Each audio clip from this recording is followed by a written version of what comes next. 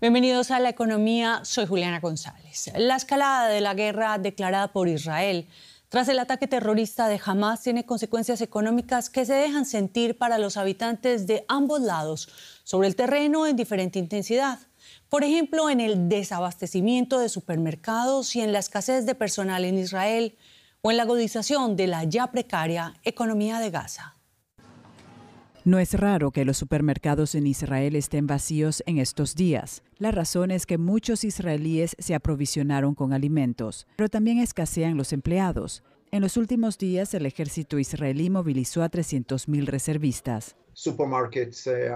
La leche escasea en los supermercados porque no hay suficientes camioneros para abastecerlos y además la población árabe no acude a sus trabajos. Este es el mayor impacto. La industria del norte y sur del país no funciona obviamente como de costumbre, debido a que los operarios permanecen en sus casas por miedo. En la Franja de Gaza, la situación económica ya era lamentable antes de la última escalada militar. Agrava la situación el anuncio de un bloqueo total por Israel del suministro de agua, electricidad y combustible a la Franja de Gaza y el éxodo masivo de sus ciudadanos. Otro dato negativo es que la Unión Europea analiza su financiación de ayuda para el desarrollo en Palestina, un desarrollo que causa una gran inquietud en la cumbre que el FMI y el Banco Mundial celebra estos días en Marrakech. Esperamos que esto termine pronto y se resuelva. Lo que más nos asusta es que se agrave porque eso tendría entonces un impacto realmente grande en el comercio.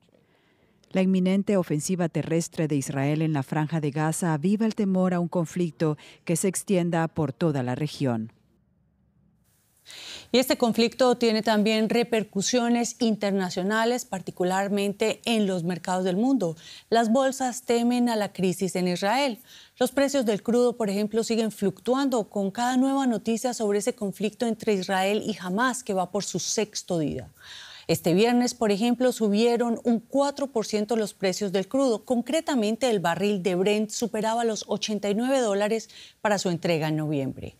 Aunque Estados Unidos dice no haber encontrado hasta la fecha pruebas de que Irán pudiese estar implicado en el ataque terrorista de Hamás a Israel, los mercados temen que el conflicto escale y se extienda en la región de Medio Oriente.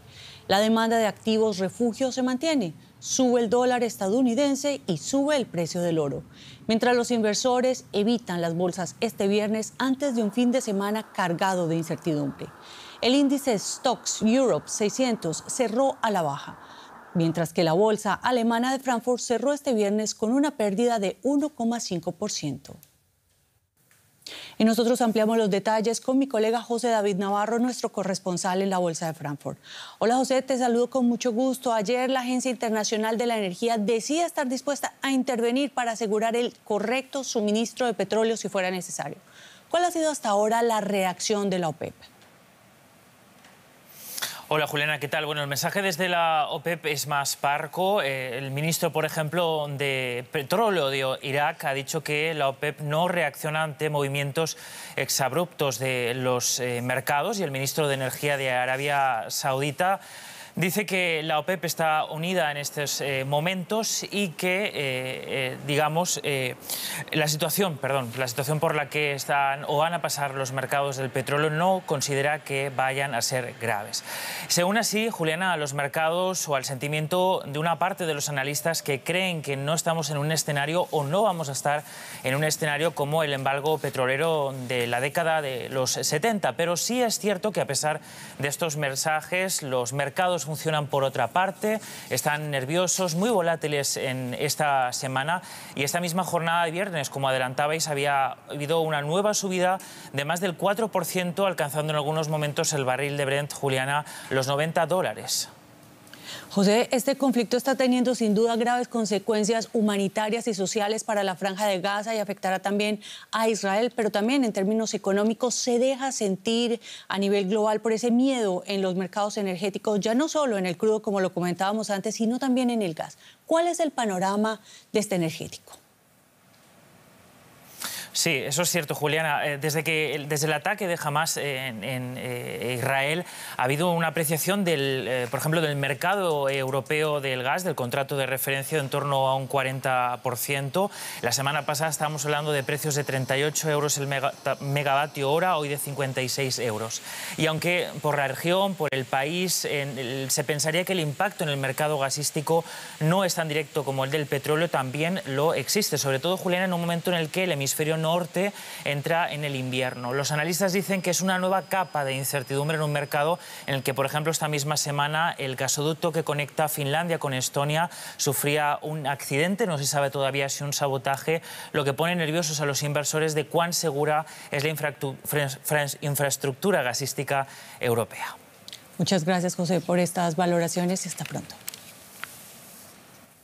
Y del tema también se habla en Estados Unidos. Una de las voces más respetadas en Wall Street es Jamie Dimon, el director general del banco JP Morgan Chase. Este viernes, durante la presentación de unos resultados bastante positivos de su empresa, advirtió, sin embargo, que estos son los tiempos más peligrosos que ha vivido el mundo en décadas.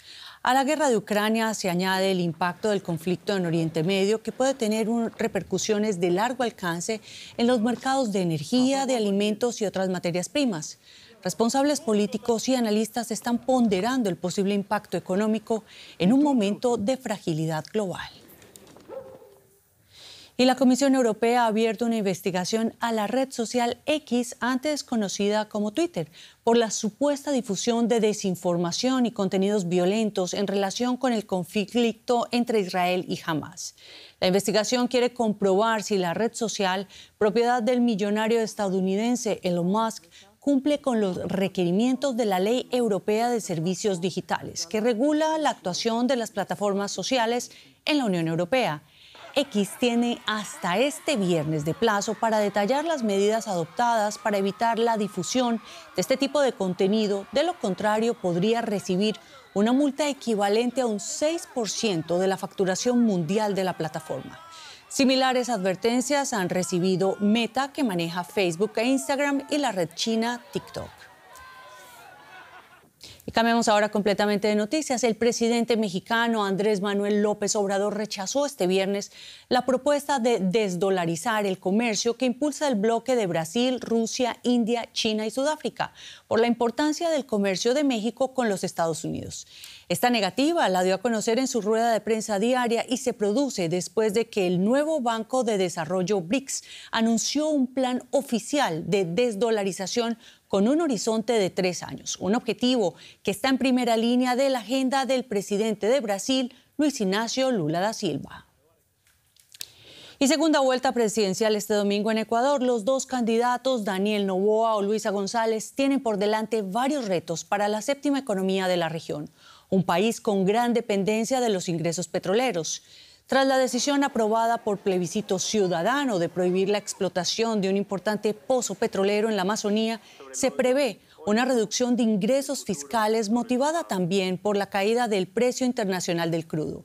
Entre otros, los retos que tendrá el nuevo gobierno está el de mejorar los servicios públicos, priorizar el gasto para fortalecer el sistema de salud y el de educación, en un ambiente marcado por la escalada de violencia que atraviesa el país y que las autoridades atribuyen al enfrentamiento entre bandas de crimen organizado vinculadas al narcotráfico.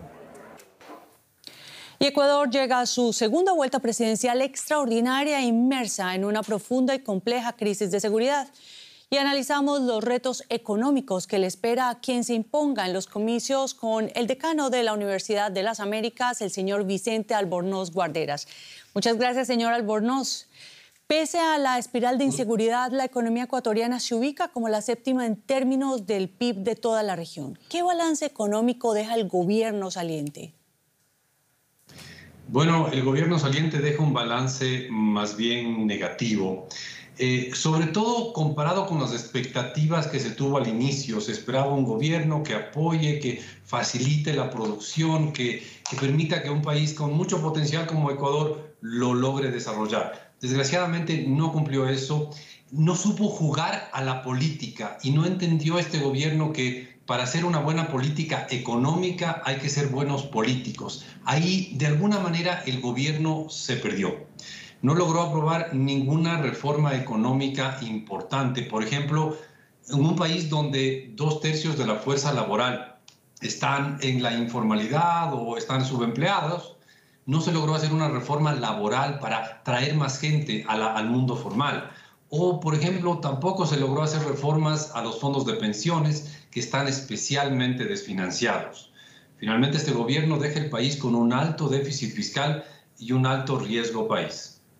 Bueno, es un escenario bastante complejo, señor Albornoz, para los candidatos que vienen. ¿Y qué propuestas tienen ellos para recuperar esa institucionalidad de un Estado tan impactado por las mafias? Sí, es correcto. Ecuador era un país, era una isla de paz rodeado de países muy convulsionados, pero esa característica la hemos perdido en los últimos años. Pero desgraciadamente ninguno de los dos candidatos que pasan a la segunda vuelta han hecho propuestas concretas, específicas sobre cómo recuperar la institucionalidad. Ha sido una campaña muy superficial en la que los candidatos han evitado consistentemente tomar posiciones en temas de fondo. Puede ser que los votantes no les interesa esos temas de fondo como la institucionalidad, como reformar la justicia, el sistema carcelario, y simplemente se preocupan de temas más urgentes sobre cómo se va a reducir la delincuencia. No se ve temas estructurales de institucionalidad como algo importante, y los candidatos han sabido medir eso en el votante y no los han topado, no han entrado en los temas de fondo. Bueno, parece bastante complejo y estaremos muy pendientes de esas elecciones este domingo. Muchas gracias, señor Vicente Albornoz, decano de la Universidad de las Américas, por este análisis. Un saludo a Berlín. Muchas gracias. Y elecciones que, por supuesto, cubriremos en nuestros programas este domingo. En nombre de todo el equipo de DW, gracias por elegirnos y nos vemos en la próxima emisión.